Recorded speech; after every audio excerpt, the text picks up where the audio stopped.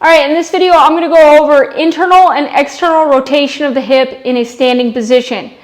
I'm also going to show you how to add resistance to these movements.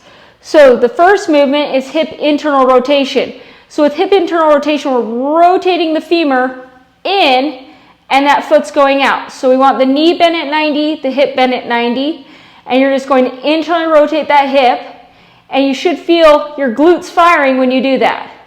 So you should feel the activation here when you have resistance, or even without resistance. But make sure that you can get that motion before doing the exercise. So what we don't want to see here is you're hiking the hip to get that motion, and you're not excessively bending in that knee to get that motion either. So ideally your knee is moving very little, and you're internally rotating that hip. The next position is external rotation of the hip.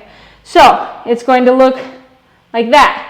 Now, the more flexible you are, the more motion you're going to have, but we're just bringing that hip in. And you can see I'm very limited in this range of motion, so I may not add resistance at all, and I might just work this motion. But if we're going to add resistance, I'm using a 30-pound dumbbell to anchor my band.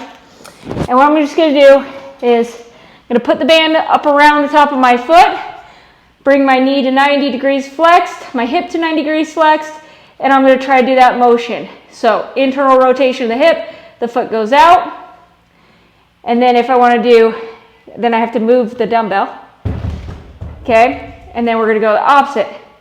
External rotation of the hip, bringing that foot in. You want something to hold on to because this is a difficult exercise, so don't make it a balance exercise. And again, you may not be to the point of resistance where you need resistance. You should just do it actively against body weight. So for me, external rotation of the hip is probably more beneficial in body weight than without resistance, whereas I can accept some resistance with hip internal rotation. So give that a shot, see how it goes, and if you have any questions, please message us.